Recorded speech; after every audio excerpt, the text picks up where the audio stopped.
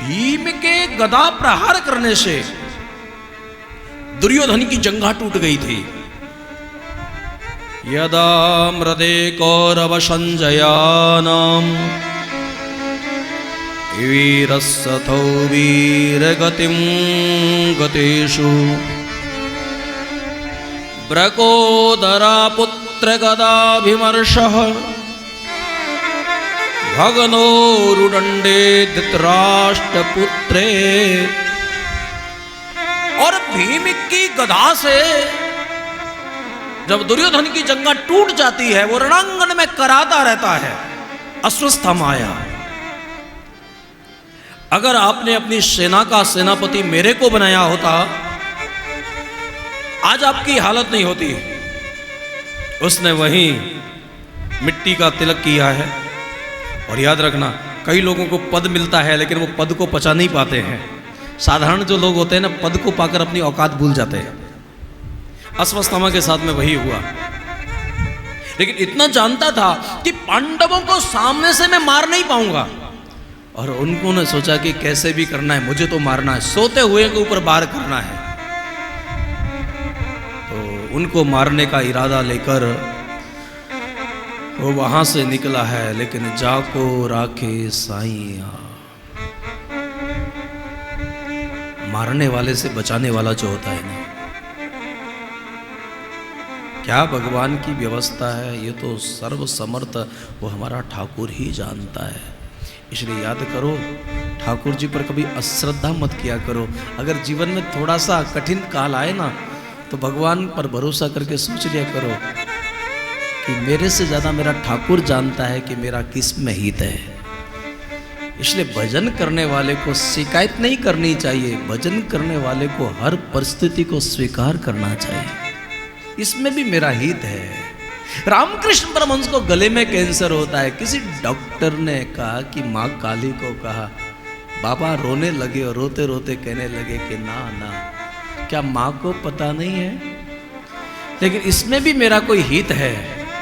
इसलिए माँ जो भी करती है मेरे हित के लिए करती है। इसलिए याद रखना, जिसको सब जगह सकारात्मकता हो जाए, जिसको बुराई में भी भगवत कृपा का दर्शन होने लगे, उसकी भक्ति सिद्ध हो जाती है। आजकल तो अगर मान लो भगवान की किसी वस्तु की प्राप्ति के लिए वैष्णव देवी चले जाते हैं, और फिर जब अगर उन चीज़ों की प्राप्ति हो जाती है तो सभी को आके बहुत बड़ा चढ़ा के प्रशंसा करते हैं, बड़ी कृपा होती है, खाटू बारे बाबा तो ऐसी कृपा करते हैं, ऐसे चमत्कार। ये चमत्कारों की दुनिया आई कहाँ से? एक बार जाते हैं, दो बार जाते हैं, दो चार काम अच्छे हो जाते हैं, ठीक है, लेकिन उनकी कृपा से नाती का जन्म हुआ, फिर बच्चा 10 साल का होके मर गया तो सारी मूर्ति बाहर फेंक दी। ये जो मूड लोग होते हैं ना, ये भजन को नहीं समझ सकते। लेकिन हाँ, वो भयभीत काल में भजन तो करते हैं, ये बात तो सही है। वो भगवान से उनका कोई लेना देना नहीं है, मंदिर तक जाते हैं, लेकिन मालिक के बारे में उनको कोई पता नहीं है। मालिक क्या होता है और कैसा होता है वो कौन जाने। लेकिन फिर भी अगर कामनाओं की पूर्ति के लिए भी आप भजन कर रहे हो, तो भी मैं तो गलत नहीं कहूंगा आपको। कैसे भी भगवान को नकल करते करते भी असल हो जाएगा। नकल ही सही, नकल भी तुम्हें असल तक ले जाएगा। इसलिए भजन कैसे भी हो रहा है भैया, भाय को भाय अनक आलसों, करते रहो। और फिर अश्वत्थामा वहां पहुंचा तो एक भूल हो गई। द्रौपदी ने अपने 5 पुत्रों को वहां सुला दिया।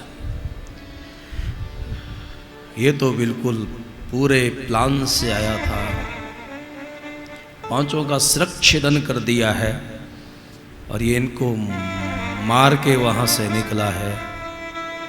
जाके अपनी सारी करतूत दुर्योधन को सुनाई, भरोसा नहीं हुआ। लेकिन घटना तो तब घटी, अरुणोदय हो गया है। आज सूर्य निकला है, मेरे बच्चे क्यों नहीं जगे हैं? और जब एक माँ ने जाकर उस शिविर के अंदर देखा, उसके 5 पुत्रों के सर कटे हुए हैं। भगवान वेदव्यास लिखते हैं, माता शिशूनाम निधनम श्रुतानां निश्यम्य घोरे परितप्यमाना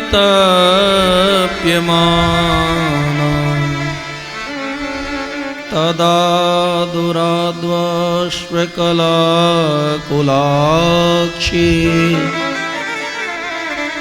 तान् सुन्त्वयन्नाह किरीटमाली। द्रौपदी बहुत रोने लगी है। 5 पांडव आए हैं, 5 पुत्रों की हत्या को देखकर रोष में भर गए।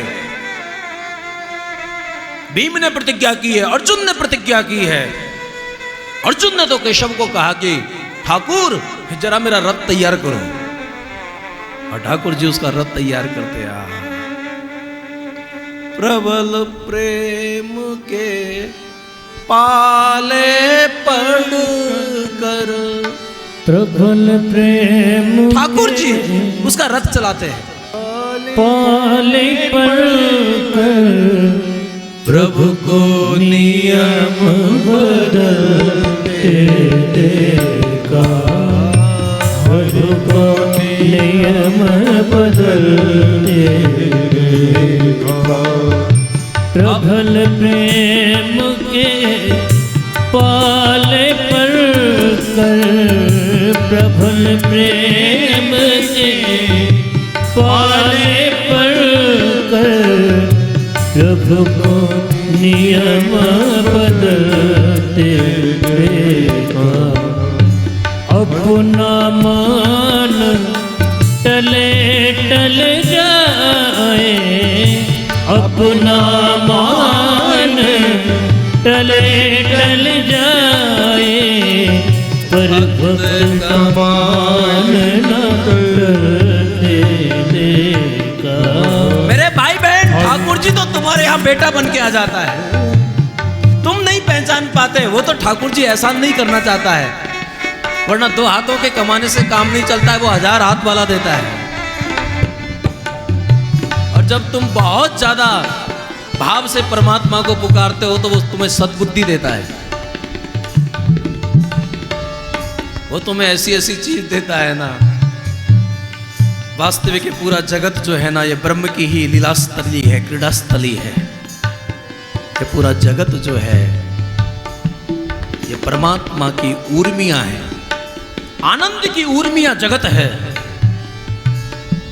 ये ब्रह्म सदन है। या सिवाय परमात्मा के लिए भगवान रथ तैयार करते हैं। अर्जुन सो जाता है शांति से, भगवान घोड़ों की मालिश करते रहते हैं, क्योंकि सारथी का काम जो लिया है। और एक बार तो ऐसी घटना घटी है महाभारत के काल में, दुर्योधन को आवेश आया। पितामह भीष्म को कहा, या तो मन से युद्ध नहीं कर रहे हो दादाजी, वरना आपके रहते हुए कौरव दल का यह हालत नहीं हो सकता। आवेश दिलाया। पितामह भीष्म ने प्रतिज्ञा कर ली, आने वाले कल या तो अर्जुन को मार दूंगा या फिर भगवान प्रतिज्ञा तोड़ देंगे।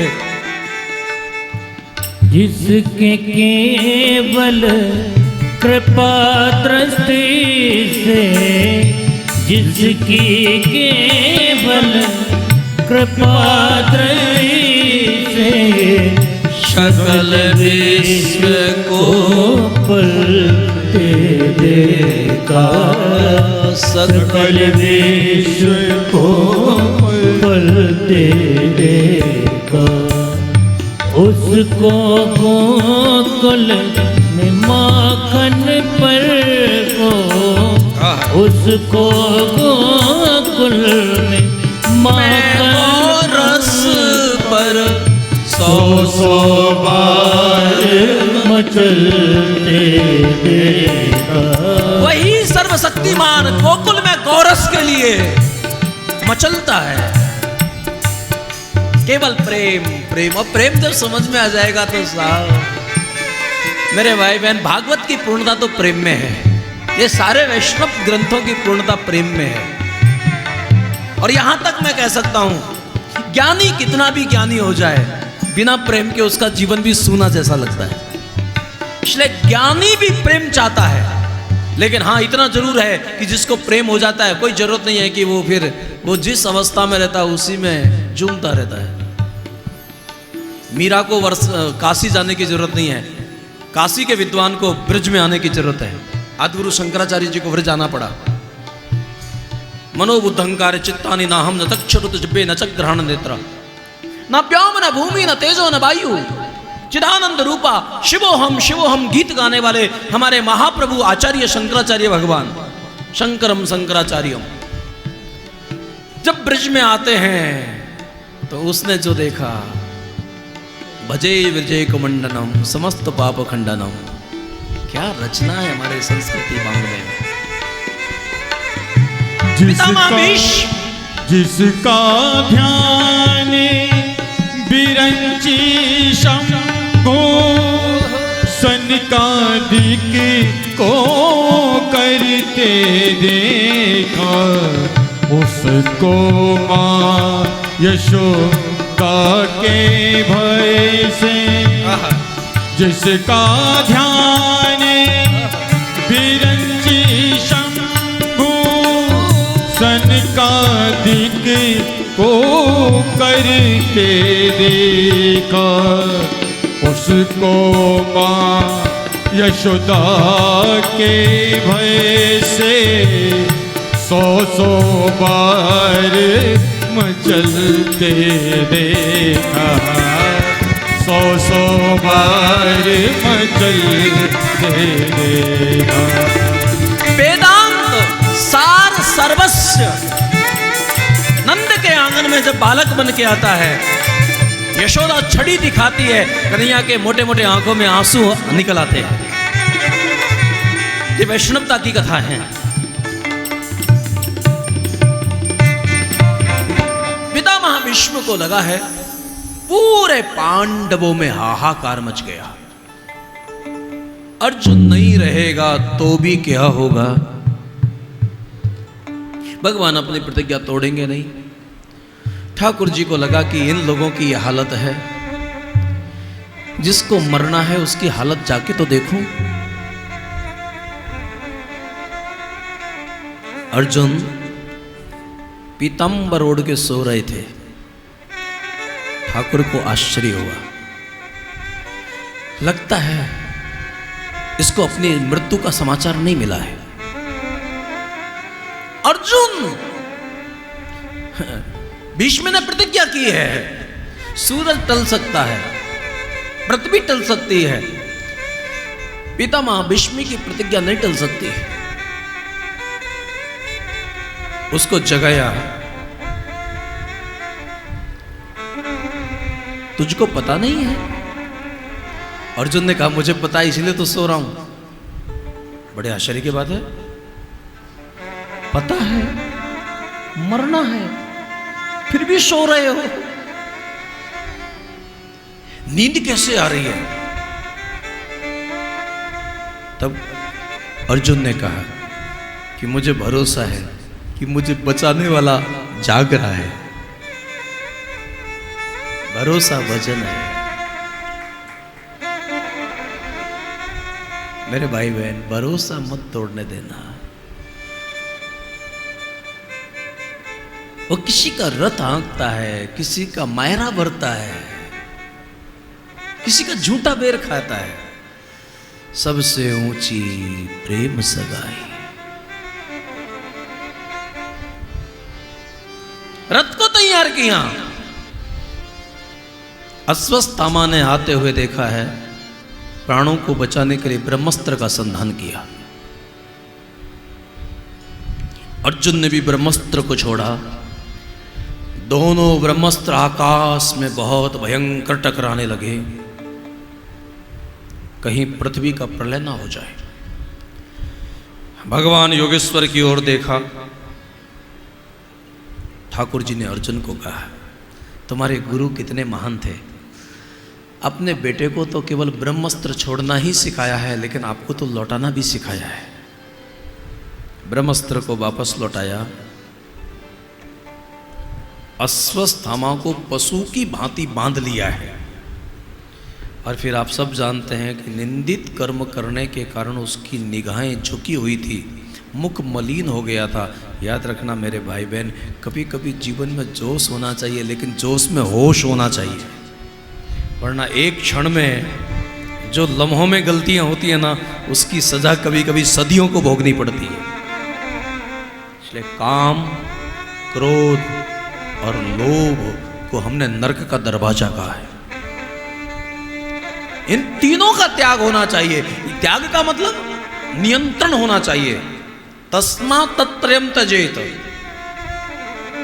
और केवल ये संस्कृत में ही नहीं, ये हमारे गोस्वामी जी ने भी लिखा है।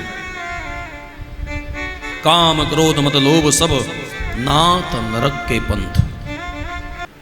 अश्वत्थामा को वहां लेकर आए।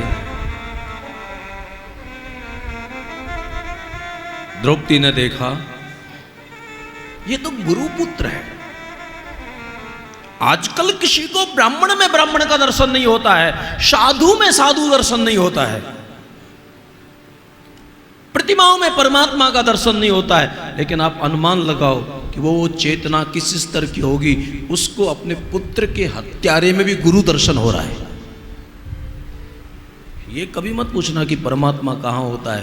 प्रश्न ये नहीं है कि परमात्मा कहाँ होता है, प्रश्न ये हो सकता है कि तुम्हारी श्रद्धा और पात्रता क्या है। अगर आपकी श्रद्धा है ना, तो यहाँ पानी भी परमात्मा है, पीपल भी परमात्मा है, तुलसी का पौधा भी परमात्मा है, तुम्हारा पति भी परमात्मा है, अगर समझ में आ जाए तो। और द्रौपदी को यही लगा कि नारी नारी की वेदना को समझ सकती है। एक तो इसकी मां पहले से विधवा है, और जब बेटे के दुख की बात सुनेगी तो और दुखी हो जाएगी। और मां कोई भी हो,